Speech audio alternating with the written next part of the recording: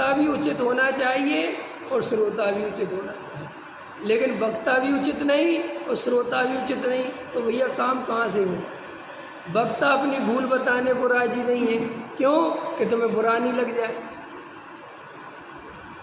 ख्याल में ना, कितने श्रोता बुरा मान जाते हैं, उनको बुरा लग जाता है। तो बुरा लग जाता है तो वो कहते नहीं हैं कि हमें ये बात आपकी समझ में नहीं आई, जबकि वास्तव में अगर हमें आत्मकल्याण करने की सच्ची भावना हो तो हमें अंदर कोई भी चीज़ पक्ष लेके नहीं बैठना, शांति से सुनना। जो बात समझ में नहीं आए पूछ ले, जो बात नहीं जमे तो बोलो कि साहब हम तो इसको ऐसा मानते हैं, आपने ऐसा कहा। हेल में ना, अगर तुम्हारी बात सत्य होगी तो तुम्हारी बात मानी जाएगी, वक्ता की बात में दम होगा तो वक्ता की बात मानी जाएगी। लेकिन हमें जब निर्णय करना हो तब ना, हमें कोई निर्णय नहीं करना। जैसे हम डॉक्टर के पास जाते हैं, डॉक्टर ने हमें दवाई दी और हमें आराम नहीं लगा, तो हम क्या करते हैं? डॉक्टर के पास जाके बोलते हैं कि साहब हमें इस दवाई से कोई आराम नहीं है। अंत समझ में आया? ख्याल में आया? और तुम ऐसा करो कि बोलो तो हो नहीं, और डॉक्टर बदलते रहो तो क्या होगा? ऐसे ही हम क्या करते हैं, ये वक्ता ठीक, दूसरा तो तीसरा, क्या होगा इससे? बीमारी नहीं मिटेगी, क्योंकि तुम अपनी बीमारी बताते ही नहीं हो। और बहुत सारे वक्ता तुम्हारी हाँ में हाँ मिलाएंगे, परंपरा की बातें करते रहेंगे, जैसा लिखा है वैसा बताते रहेंगे, उससे कुछ होने वाला नहीं है। क्यों नहीं होने वाला? क्योंकि भूल यहाँ नहीं है, भूल यहाँ है। भूल शास्त्र में नहीं है, भूल यहाँ है। और वो भूल तुम्हें जब तक तुम्हारे शब्दों में नहीं बताई जाएगी तब तक तुम्हें समझ में आने वाली। जैसे अपन देखो ये बताता हूँ, आत्मा अनादिकाल से मिथ्या दृष्टि है, जन्मों जन्मों से चार गति में घूम रहा है मुकेश जी। इस जीव ने कभी आत्मा की ओर ध्यान नहीं दिया। ये जीव बहुत मान कसाई है, इसको कुछ खबर नहीं है, कसायों का सेवन करता रहता है। तुम्हें कुछ हो रहा है? आराम से सुना जा रहा है कि नहीं सुना जा रहा? सुना जा रहा तुमसे? बिल्कुल आराम से सुना। अब देखो, अब टोन बदलता हूँ। अरविंद जी नंबर 1 पे मिथ्या दृष्टि है, इनको कुछ खबर नहीं है। मुकेश जी तीव्र मान कसाई है, अरुण जी भयंकर मायाचारी। अब तकलीफ हो रही कि नहीं हो रही?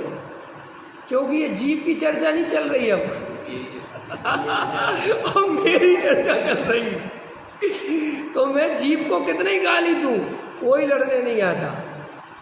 और जैसे ही मैंने तुम्हारा नाम लेके बोल दिया तो तुरंत बोलोगे पंडित जी हमने आपका कोई खेत काटा, हमने क्या करा आपसे जो आप हमारा नाम लेते हो? जीव की ऐसी हालत है।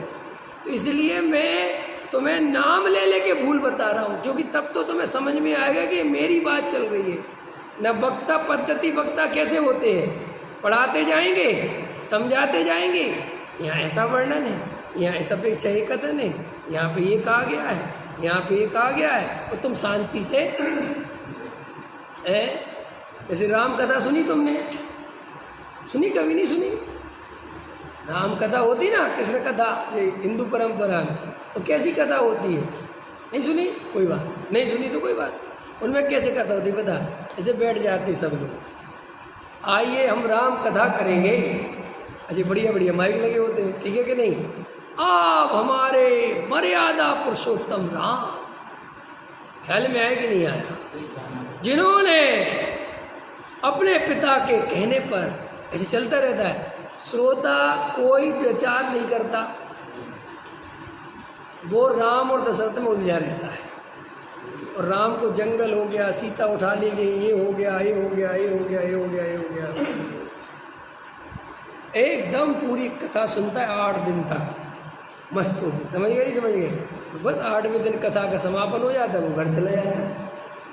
उसको ना राम से कोई लेना देना, बस वो ये कहता है राम अच्छा आदमी था और रावण बुरा आदमी था, बस इतनी बात समझ में आ गई। ऐसे ही मिथ्या दृष्टि जीव बुरा है, सम्यक दृष्टि जीव अच्छा है कि नहीं? तुम्हें सब बात समझ में आती कि नहीं आती? कौन अच्छा बुरा है?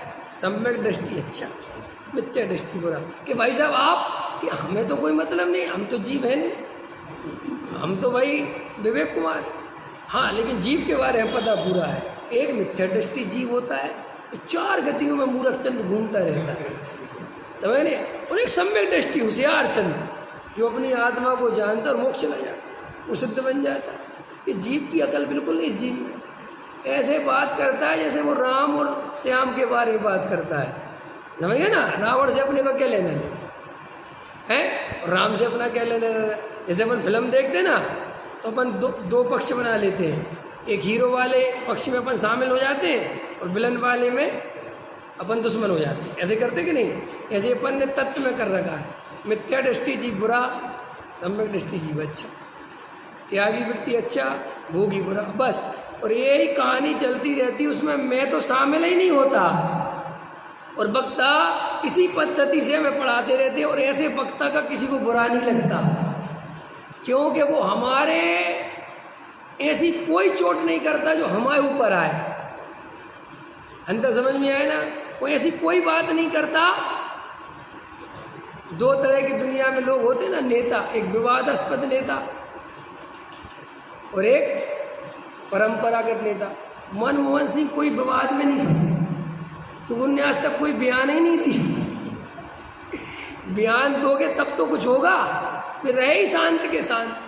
तो देखो, न उनकी ज़्यादा निंदा है न प्रशंसा है। जब कोई आदमी इस तरीके की जीवन शैली जीता है कि अपन तो चुपचाप रहो, शांत रहो, मंद कसाई से देखो, जो लिखा है चुपचाप पढ़ाते रहो, काहे को आ बैल मुझे मार चक्करों में फंसो, समझ गए ना। तो इससे क्या होता है कि जीवन में कभी कुछ परिवर्तन नहीं आता, जीवन वहीं का वहीं चलता रहता है। क्योंकि परिवर्तन लाने के लिए क्रांति चाहिए। क्या चाहिए?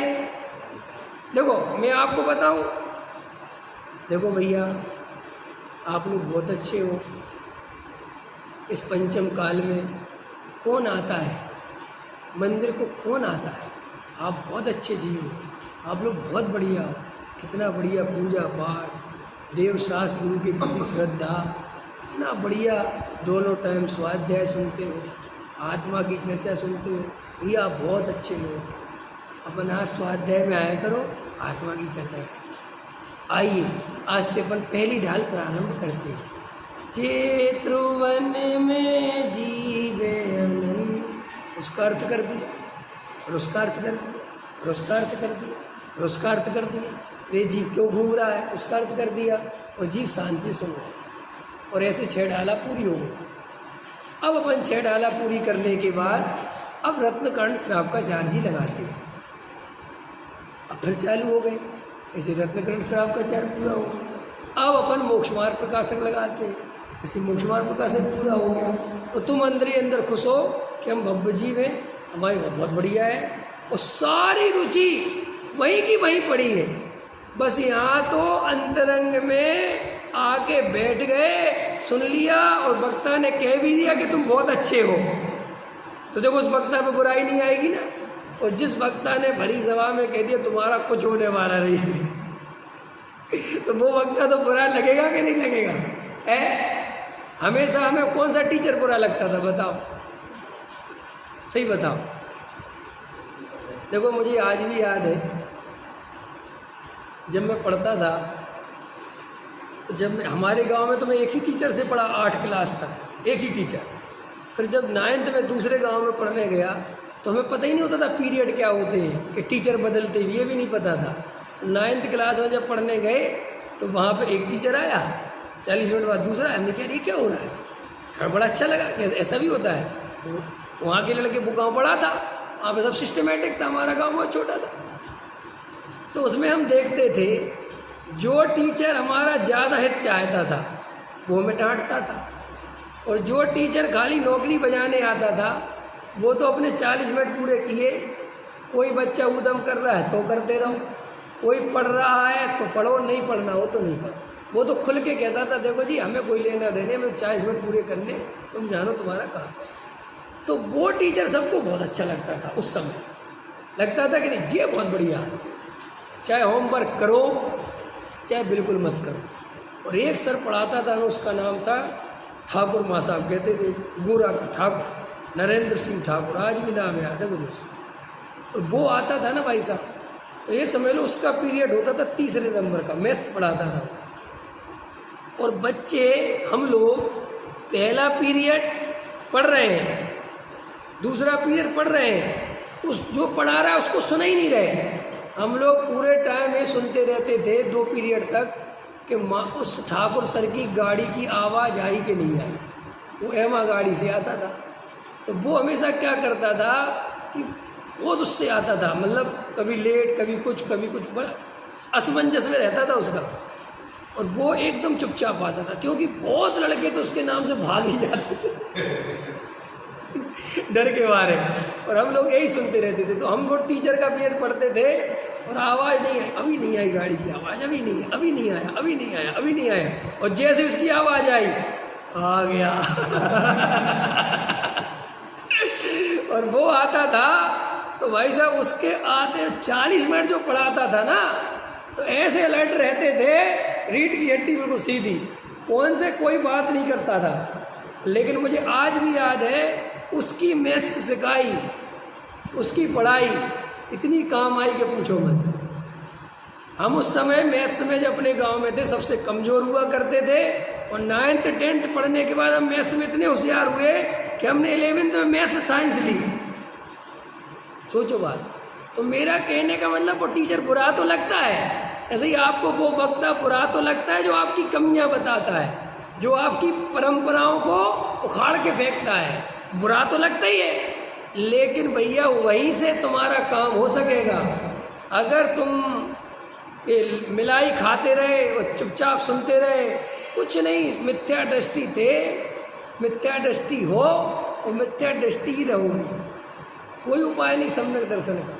अगर सम्यक दर्शन लेना हो तो ईमानदारी से चोट खाने के लिए तैयार हो, और ऐसे वक्ता से मिलो जो तुम्हारी कमी तुम्हें बिना डर के बताए। क्योंकि अगर वक्ता ये सोचता रहे कि ये श्रोता बुरा मान जाएगा, ये श्रोता बुरा मान जाएगा, तो वो वक्तापना बेकार है। फिर वो वक्ता का भला, श्रोता का भला कैसे करेगा। लेकिन आजकल वर्तमान में श्रोताओं की इतनी कमी है, दुकानें ज़्यादा खुल गई हैं, तो वक्ता डरते रहते कि अपना आदमी कट जाएगा। तो ये अपने आदमी को काटने जैसे वो व्यापार में होता कि नहीं। आजकल व्यापारी बेचारे बहुत कमज़ोर पड़ गए, पहले ताकतवर होते थे, कमज़ोर क्यों पड़ गए। अरविंद जी आपने एक बार सुनाया था, आपको याद होगा, नहीं मुझे याद। आपने मेरे को, जब मैं नया नया आया था, तो आपने मुझे एक फैक्ट्री में बात बताई थी। तो पंडित जी इतना समय बदल गया, हमने वो समय देखा है, इस विश्वास नगर में लोग थैला भर भर के पैसा लाते थे और हमसे कहते थे भैया हाथ जोड़ के हमें केबल दे दो, और हम कहते थे पैसा रख जाओ, 1 हफ्ते बाद मिलेगा माल, जाओ। और ऐसी स्थिति देखी, क्योंकि कोई ज़्यादा बनाने वाला कोई नहीं था इतना, कोई लोग दूर दूर से बेचारे आते थे माल खरीदने। और आज क्या है कि हम थैला भर भर के माल भेजते हैं कि भाई पैसा जब देना हो दे देना, लेकिन माल ले लो। और वो कहता है कि तुम कितने में दे रहे हैं, कि हम 50 रुपये में दे रहे हैं, कि हमें तो 40 में मिल रहा, देना हो तो दो ना निकलो। अरे भैया कुछ ऐसे मत करो, समय बदल गया। ऐसे ही पहले वक्ता कम होते थे, श्रोता बहुत होते थे, बहुत को एक शहर में एक ही वक्ता, तो वो डांटता था भी, समझाता तो भी सुनते थे लोग। क्यों कि भाई वो बता रहा है। अब आजकल वक्ता हो गए बहुत, और एक जगह तो है नहीं, हर जगह है। तो तुमने जरा सा कुछ बोला तो तुम्हारा श्रोता कट के दूसरे ग्रुप में शामिल। अब इस वक्ता को चिंता, यार अपना आदमी तो चला गया तो ऐसी स्थिति बन चुकी है। और जब वक्ता पैदा होते ही चले जा रहे हैं, और श्रोता आजकल मन मालिक हो गए हैं। वो पंडित जी से कहते हैं सुनाना हो तो सुनाओ ना, हम तो दूसरे का सुन लेंगे, तुम ज़्यादा दिमाग खराब मत करो। ये स्थिति बनी है। इसलिए देखो भाई, जैसे असली दवाई वही है जिसमें टिंचर कहते हैं ना, टिंचर, जिसमें तकलीफ हो तो असली है और तकलीफ नहीं हो तो नकली है। ऐसे ही जिस प्रवचन में तुम्हें तकलीफ होती हो, समझ लेना ये आदमी कुछ खतरनाक बात कर रहा है, तकलीफ बहुत होती है। और जिसमें तुम्हें ना तकलीफ होती हो ना आनंद आता हो, बस टाइम पूरा होता हो, समझ लेना यहाँ हमारा कुछ भी नहीं हो रहा है। विचार करना।